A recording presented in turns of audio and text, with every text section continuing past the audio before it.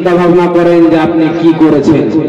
একটি হাদিস মধ্যে ওখানে তুলে ধরি, এই মাসটা আল্লাহ তাবারাক ওয়া তাআলা এত ভালোবেসেছেন, এই মাসটার এত ফজিলত, এত ফজিলত। আপনি যদি নিজে কোরআন না পড়তে জানেন, আপনি বসে বসে শুনুন, পড়বেন যত নেকি, শুনবেন তত নেকি, পড়বেন যত নেকি, শুনবেন তত নেকি। অন্য মাসে 10 নেকি পেয়েছেন, একটা হরফে এই মাসে 1 হরফ 70 নেকি পাবেন। ভাই আপনারা ভালো করে বুঝেন, খুব গুরুত্বপূর্ণ কথা আপনাদের সামনে তুলে ধরছি। এত মাসের ফজিলত একটা ছোট্ট করে সহিহ বুখারী হাদিস আপনাদেরকে তুলে ধরে বুঝেন কি বলতে চাইছেন আল্লাহর নবী।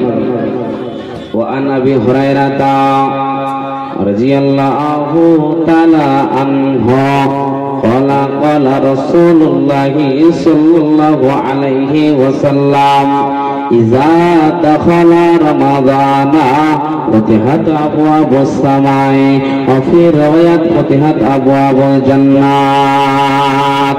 এটা আমার কথা নয়, বিশ্ব নবীর হাদিস। হযরত আবু হুরায়রা রাদিয়াল্লাহু তাআলা আনহু থেকে হাদিসটি বর্ণিত। বিশ্ব নবী বলেছেন, তোমরা শুনে নাও, তোমরা শুনে নাও, যখন রমজান মাস আসবে রে, মহান আল্লাহ আসমানের দরওয়াজাকে খুলে দেবে। শুধু তাই নয়, শুধু তাই নয়, মহান আল্লাহ জান্নাতের দরওয়াজাকে খুলে দেবে। গুল্লাকাত আবওয়াবু জাহান্নাম, এবং জাহান্নামের দরজাকে বন্ধ করে দিবে। সুল্লালাতি শায়াতিন, এবং শয়তানদেরকে জিঞ্জির দিয়ে বেঁধে দিবে।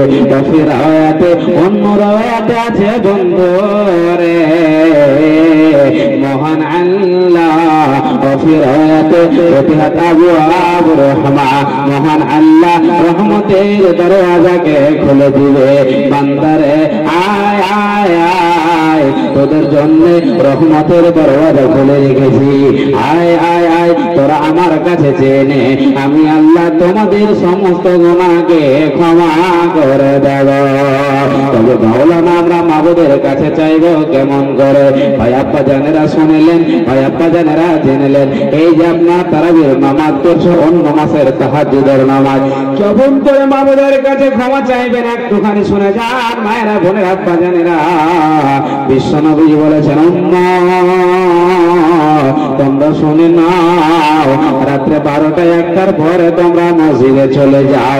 মহান আল্লাহ ইশারাতে নিচে নম্বর আসমানে নেমে যায়, যে আসমানটাকে আমরা নিজের নজরে দেখছি।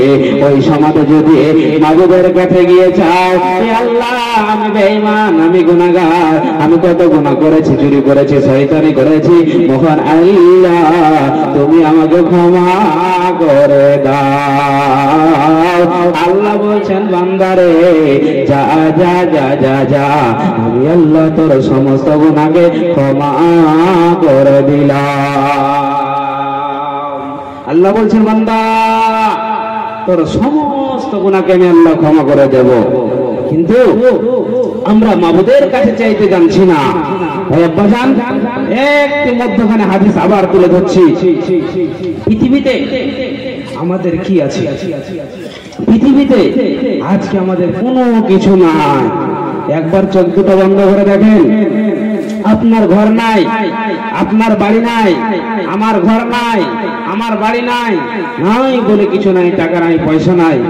আসার সময় সিরিয়াল আছে, বড় ভাই আসবে, মেজ ভাই আসবে, সেজ ভাই আসবে, ছোট ভাই আসবে। যাওয়ার সময় কোনো সিরিয়াল থাকবে না, কোনো সিরিয়াল থাকবে না।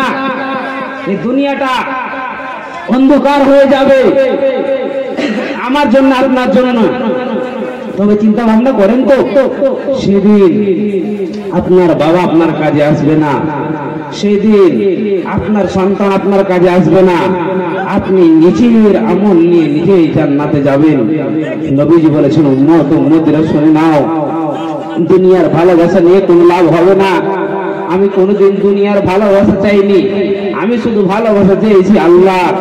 আমি শুধু ভালোবাসা চাইছি আল্লাহর, আর এখন আমরা চাইছি আইনাল মাল আইনাল দিয়ার, কখন আমাদের মাল ধন সম্পদ হবে। নবীজি কোনদিন চাইনি। এই যে মাহে রমজান মাস, পবিত্র মাস, এই মসজিদের জন্য জলসা হয়ে বাজান।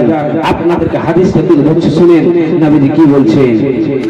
নবীজি বলছেন, মান বানা লিল্লাহি মসজিদান বানাল্লাহু লাহু বাইতান ফিল জান্নাত।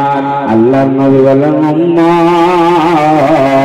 উম্মতিরা রে তোমরা শুনে নাও, যারা টাকা পয়সা সোনা চাঁদি হীরা মতি দিয়ে যারা মসজিদ বানাবে, মহান আল্লাহ জান্নাতে তার জন্য একটা ঘর বানায়া দেবে।